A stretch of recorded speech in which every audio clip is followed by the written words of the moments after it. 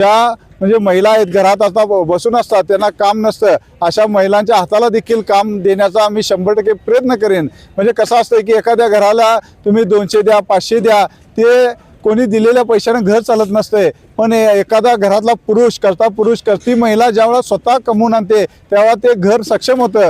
तसं मला ते घर सक्षम करायचं आहे, तो माझा प्रभाग सक्षम करायचा आहे।